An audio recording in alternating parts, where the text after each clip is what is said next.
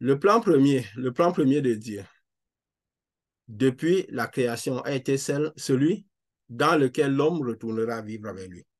Alors, il a mis sur pied euh, ce plan. Malgré que le malin s'était introduit dans le plan, il a toujours voulu que le plan soit fait de la manière dont il avait prévu. Il a envoyé Moïse aller retirer le peuple d'Israël en servitude. Et Moïse, ce voyage devait être fait comme nous l'avons vu la fois passée, en un temps très court, en l'arc d'une semaine.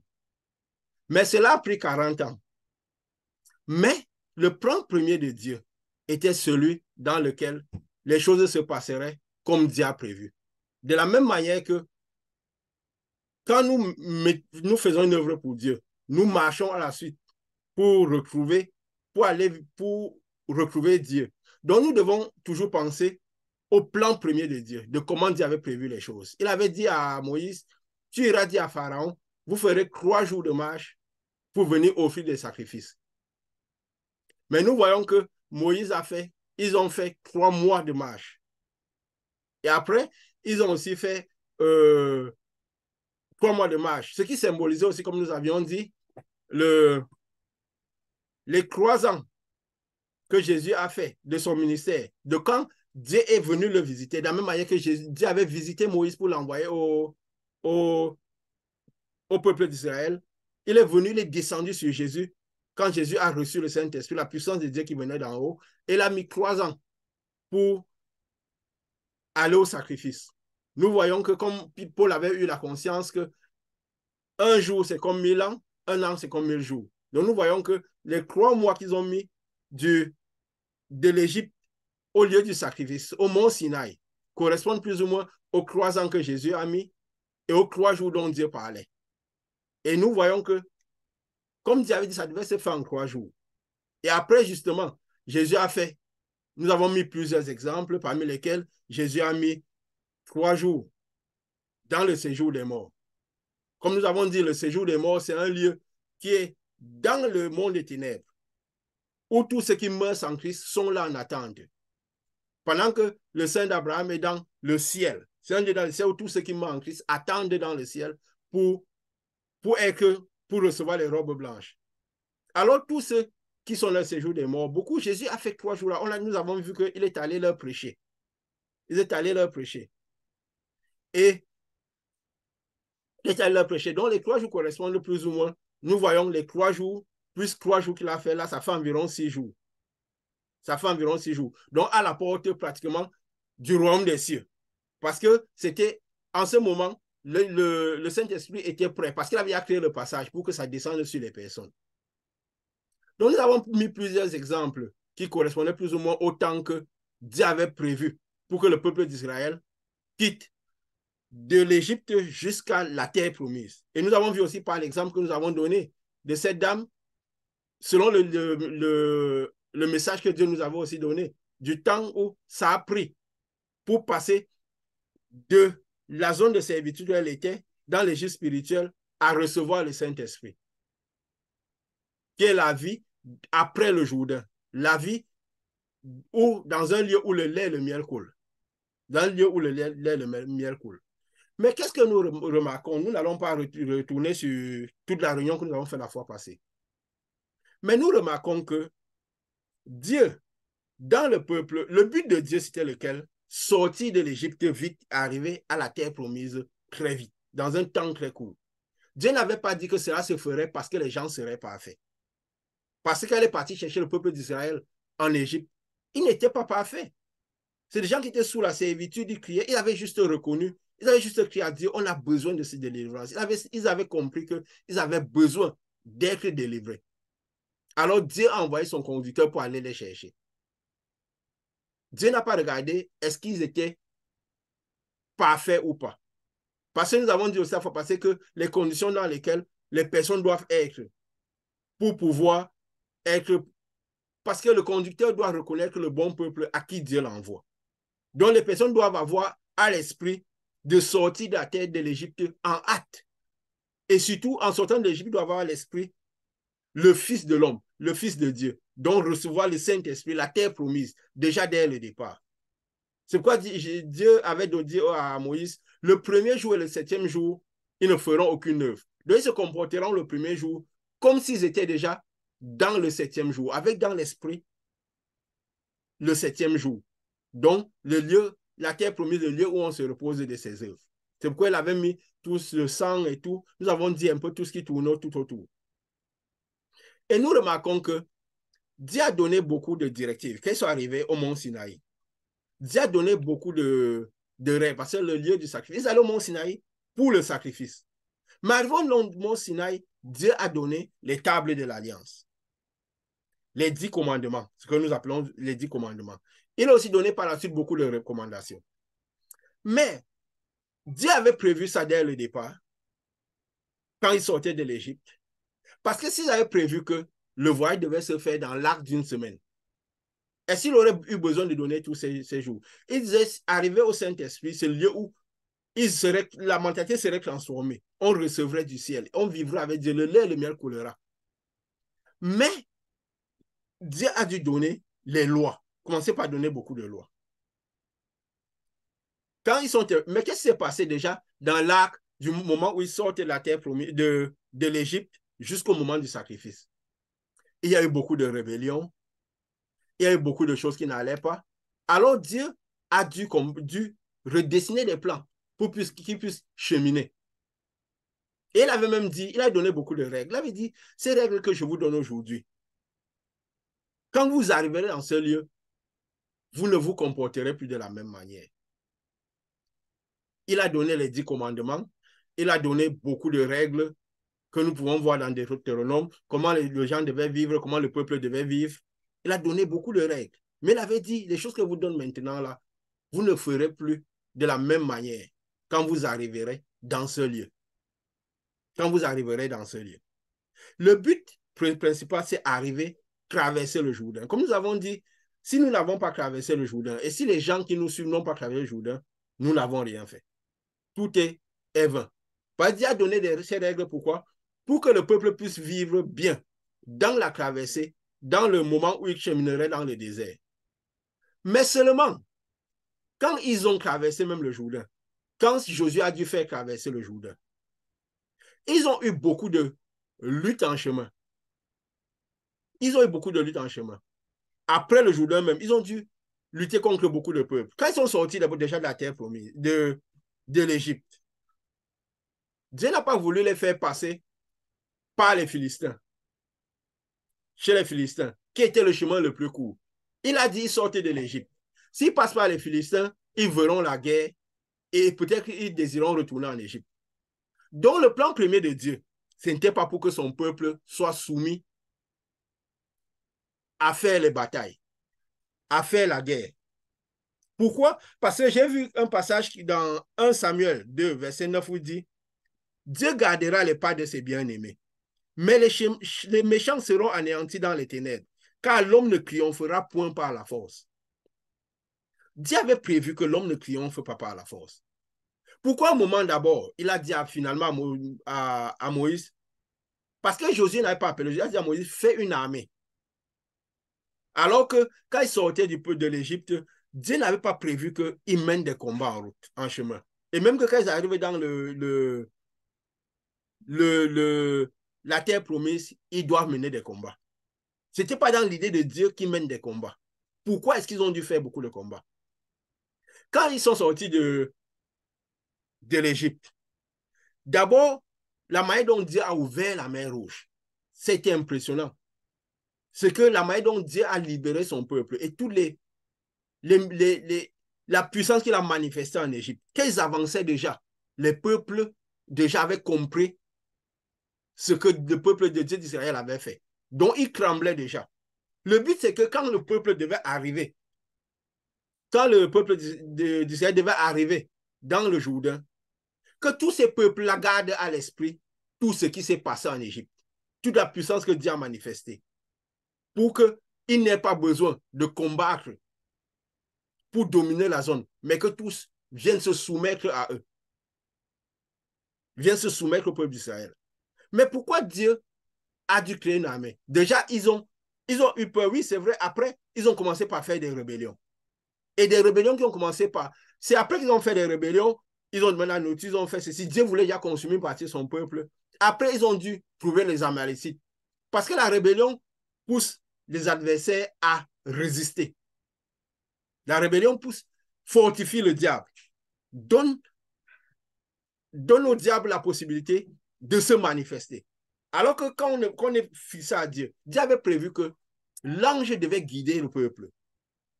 La nuit, dans une colonne de feu, et le jour, dans de la nuée. Donc, ce qui fait que quoi? Il devait aller très vite. Il devait arriver vite. Il n'aurait même pas eu le temps de passer le désert, puisque, comme nous avons vu, du mont Sinaï jusqu'à la porte de Canaan, jusqu'à Kadesh. Ils ont fait 11 jours. Et pendant ce temps, il y a même eu encore des rébellions. Il y a eu même des rébellions en ce moment-là. Donc, ça veut dire qu'ils avaient prévu faire vraiment en très peu de temps. S'ils ont fait 11 jours et là, ils ont fait 3 mois. Donc, normalement, ils auraient dû faire l'acte d'une semaine. Ils n'auraient même pas eu le temps de demander parce qu'ils sont sortis avec beaucoup de richesses. Ils sont sortis avec beaucoup d'animaux, beaucoup de choses. Donc, ils n'auraient même pas eu besoin de commencer par demander la nourriture à Dieu, demander toutes ces choses, demander, comme nous avons dit, quand nous demandons ces choses physiques, nous demandons toutes ces choses, c'est devant Dieu comme de la rébellion. C'est comme nous n'avons pas confiance que Dieu peut nous donner les choses. Parce que Dieu avait prévu quoi? On arrive au Saint-Esprit vite, on est des choses par-dessus. On est des choses par le royaume. Donc, quand ils sont restés longtemps comme ça dans Créné, c'est pas le plan premier de Dieu qui mène des batailles. Ils ont dû mener la bataille contre les Amalécites. Oui, ils ont gagné. Ils ont gagné. Mais à force de mener, ils sont arrivés à l'entrée de Canaan, à Kadesh. Dieu a dû les renvoyer. Parce qu'avec toutes les désobéissances qu'ils ont fait, le fait que Moïse a écouté le peuple, ils sont partis faire 38 ans dans le désert. Et les peuples aux alentours savaient ce qui se passait. Ils ont su que le peuple d'Israël errait dans le désert pendant 48 ans, pendant 38 autres années, donc 40 ans. Ils ont, puisque les nouvelles partaient, quand Moïse, quand Dieu a fait passer la mer Rouge, ils ont su ce qui se passait. Le beau-père de Moïse est venu dire quoi? Nous avons appris de quelle manière votre Dieu a manifesté sa puissance.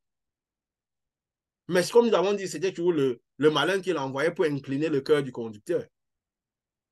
Et quand ils ont traversé le Jourdain, et que ce n'est même plus le conducteur qui a fait passer le Jourdain au peuple d'Israël, les combats ont commencé par s'intensifier.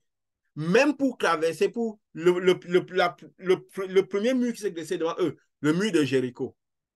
Est-ce qu'ils étaient dit que si le conducteur était... Parce que la lumière, c'est le conducteur qui tenait la lumière.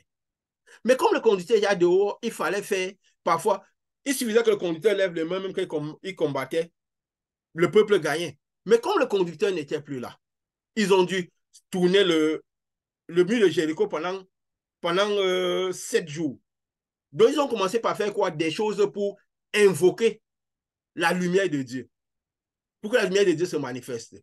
Et ça correspond aussi un peu tout ce qui se fait partout là maintenant, dans nos lieux de culte. Parce qu'on prépare plus les gens à vivre l'ancienne alliance, à vivre parce que l'entrée du Jourdain préfigurait la nouvelle alliance qui devait arriver. La nouvelle alliance qui devait arriver. Et même déjà dans l'ancienne alliance, avant que Jésus ne revienne pour la nouvelle alliance, ils auraient déjà dû vivre d'une certaine manière. Après le Jourdain, dans Canaan, la terre prévue devait vivre une vie de repos. Mais ils ont dû tourner plusieurs fois devant. Donc, ça prévoyait déjà les jeûnes, les prières, toutes les règles que Dieu avait données pour l'ancienne alliance. Et l'ancienne alliance, c'était justement... Et quand ils ont fait ça, le mur est tombé. Ils ont commencé déjà par faire beaucoup de choses. Ils ont livré beaucoup de combats, parmi lesquels ils gagnaient certains combats, ils perdaient d'autres, ils gagnaient des combats, ils perdaient d'autres.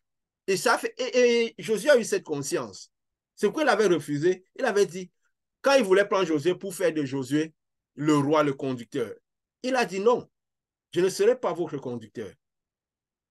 Moi, ma famille, nous servirons l'Éternel. Parce qu'il a vu tous les combats qui ont été faits, d'autres ils gagnaient, d'autres ils perdaient. Il a dit, continuez à respecter la loi que le conducteur avait laissée. Parce que c'était une loi qui devait vous faire vivre bien. Donc, Dieu avait mis toutes ces choses pour qu'ils vivent bien en attendant que la nouvelle alliance arrive. L'alliance qui viendrait, l'alliance parfaite qui viendrait du ciel. Et parce que l'alliance n'était pas là, ils ont justement ces batailles. Après, ils ont continué à observer toutes ces choses. Et qu'est-ce que Salomon... Et quand le temple... Parce que le but, c'était lequel? Dieu avait pour but final de construire un temple qui ne serait pas fait des mains d'hommes. Qui ne serait pas fait des mains d'hommes. Et justement, un temple, une maison, il a dit, je rendrai le pays habitable.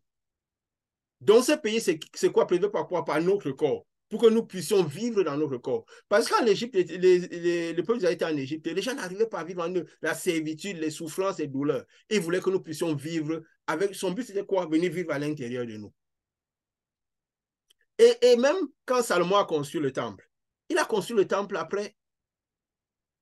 Il est écrit que le temple est construit 480 ans après la sortie du peuple en Israël. Et qu'elle a construit le temple? C'est d'abord son père qui devait construire le temple. Mais son père a été un guerrier. Son père a fait beaucoup de guerres. Et il n'avait pas prévu que... Il avait prévu que ce soit que dans le lieu, après Jourdain, qu'on vive une vie de repos. C'est pourquoi il fallait quelqu'un qui ne faisait pas les guerres pour qu'il construise le temple. Et pendant tout ce moment, avant ce moment, Dieu n'avait jamais demandé la construction d'un temple. L'arche de l'Éternel vivait dans une tente. Parce que le but, c'était quoi? De construire une maison lui-même, qui n'est pas faite de main d'homme. Qui n'est pas faite de main d'homme. Le but, c'est quoi? Pour que nous comprenions la foi dans laquelle nous devons marcher. La foi de Jésus où le temple est construit. Parce que c'est la foi parfaite qui amène les gens dans l'alliance parfaite avec Dieu. Il faut se dire que quand nous, parce que beaucoup de choses ont été faites, l'ancienne alliance a été mise, une alliance provisoire. Pourquoi aussi? Parce qu'après toutes ces guerres, toutes ces batailles et tout, cette alliance permettait de vivre bien dans une situation de désert dans laquelle Dieu n'est pas arrivé aux hommes. Parce que si Moïse, si les choses étaient conduites de la manière dont ils auraient fait, ils auraient été dans le repos, comme Dieu avait prévu. Que dans la terre promise, vous serez dans le repos. Mais ils n'ont pas été dans le repos. Ils ont encore passé le temps à faire beaucoup de guerres. Si c'était arrivé dans les conditions où Dieu avait prévu, très vite, et tous ces peuples-là avaient vu cette grande puissance, mais qu'est-ce qui se serait passé? Ces peuples n'auraient même pas eu le courage de mener les guerres avec le peuple d'Israël. Mais ils ont pris confiance en eux. Et surtout quand ils ont essuyé certaines défaites, ils savaient déjà qu'ils pouvaient résister au peuple d'Israël. Les Philistins parfois étaient beaucoup plus forts que le peuple d'Israël. Il faut se dire que quand Dieu, le spirituel répond à ce que nous lui présentons. Dieu répond à ce que nous lui présentons. Quand toutes les règles d'ancienne alliance, c'est Dieu qui les avait données, Dieu qui les avait établies, pour qu'on les mette en pratique, pour gérer certaines situations en attendant que son fils vienne, aille à la croix et qu'il puisse venir vivre à l'intérieur des personnes. Mais si nous offrons une meilleure, je peux dire quoi, une meilleure facette de l'ancienne alliance, nous recevrons ce que l'ancienne alliance a prévu pour cela. Parce que Dieu avait donné toutes ces règles pour pouvoir interagir avec lui. Il avait donné toutes ces règles pour pouvoir interagir avec lui.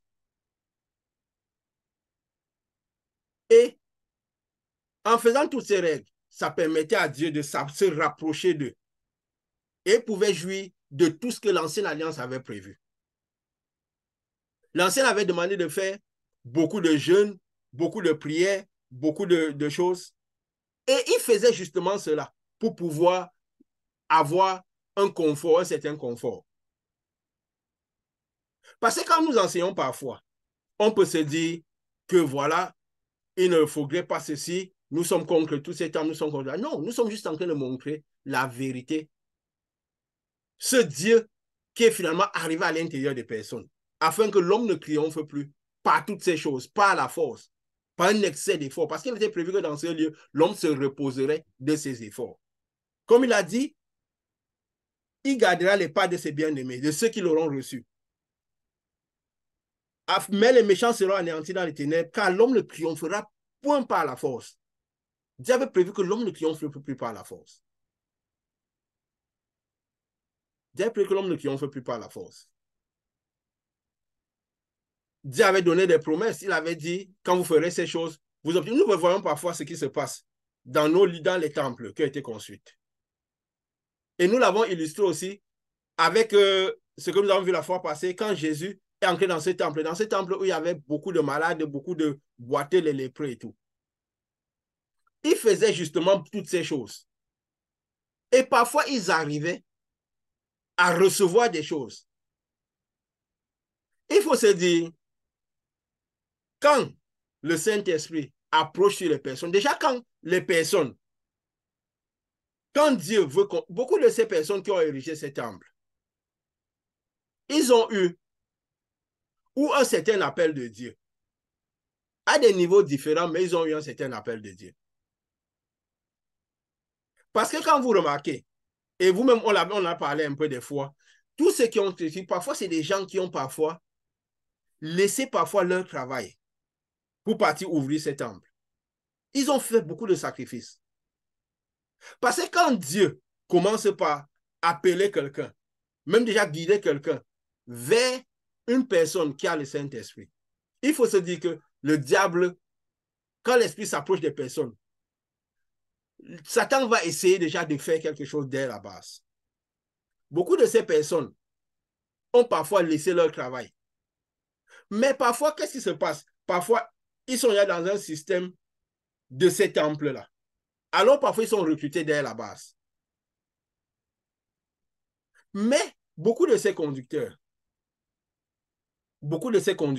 c'est des personnes qui ont laissé.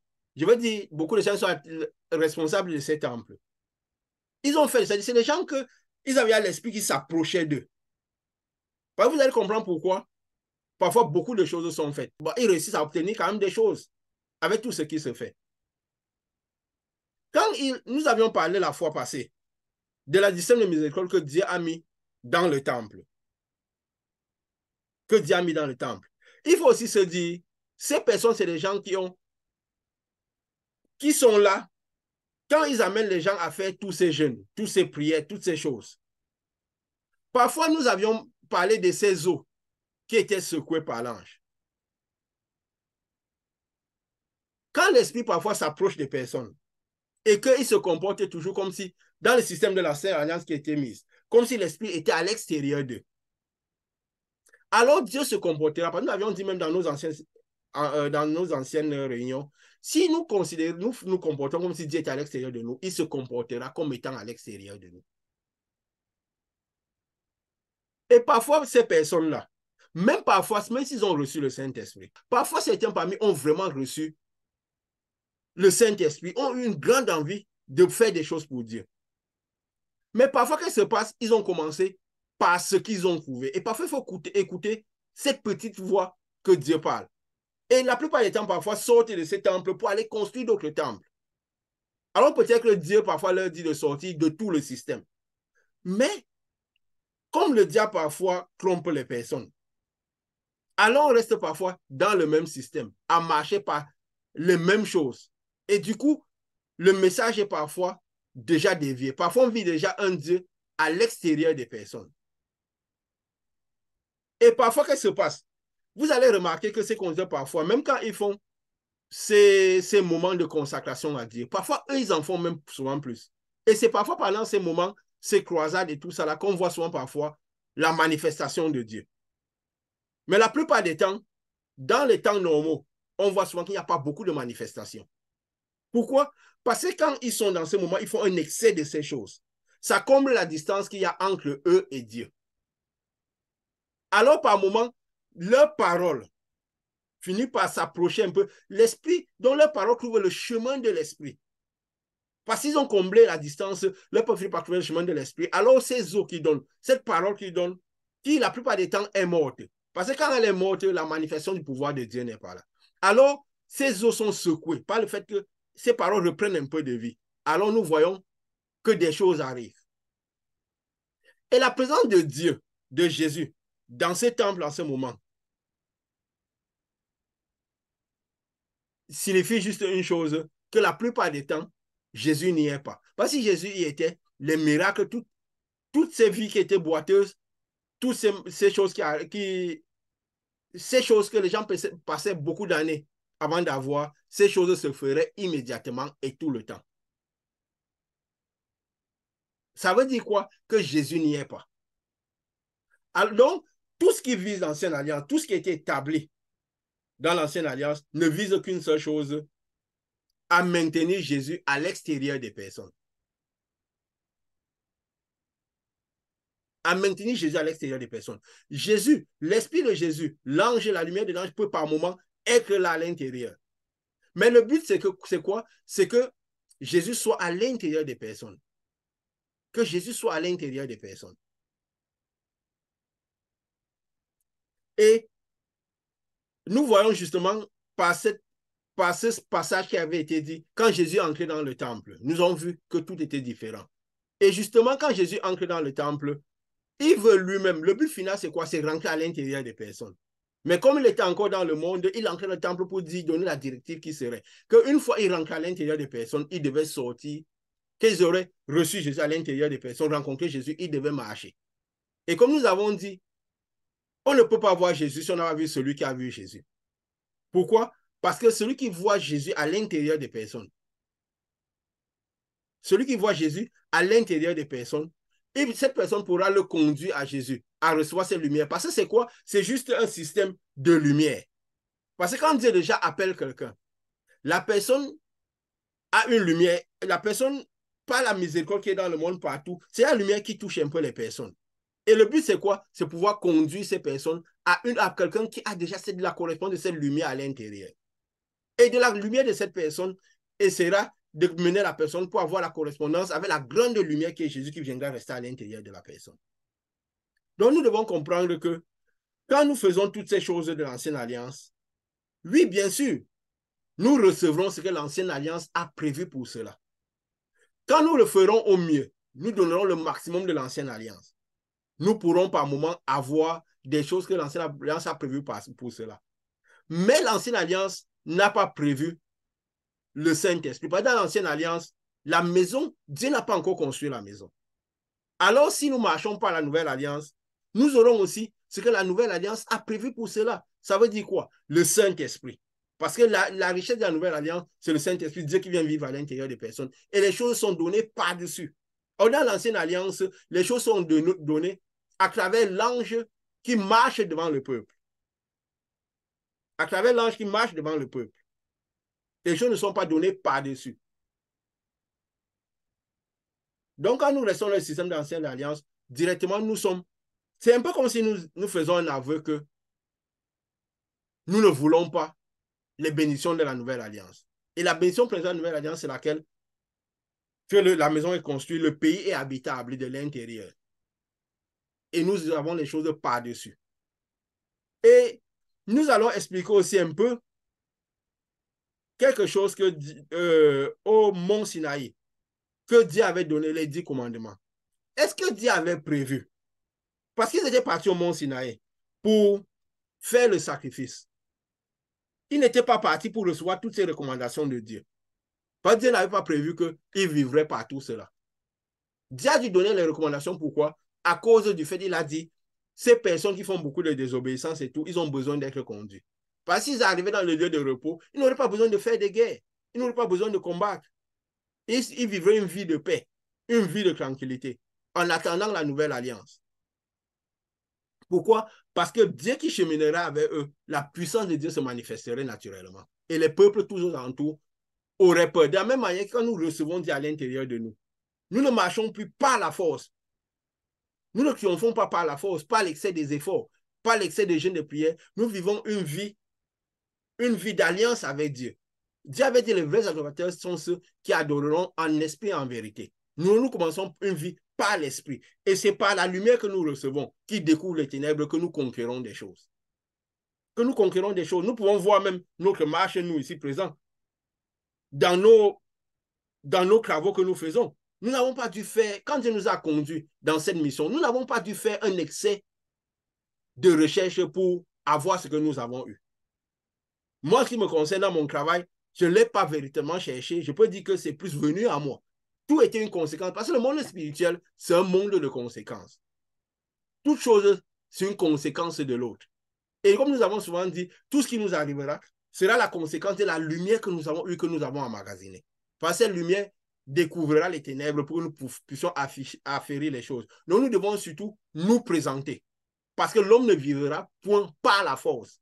Nous ne devons plus souffrir à l'excès pour conquérir les choses. Nous avions dit dans les anciennes réunions que si nous avons la présence de Dieu, nous ne devons pas faire, je peux dire quoi, tirer le pain de la terre avec autant de souffrance, comme si Jésus n'était pas à l'intérieur de nous. Nous ne devons pas faire une vie de peine, une vie de maladie, une vie de souffrance.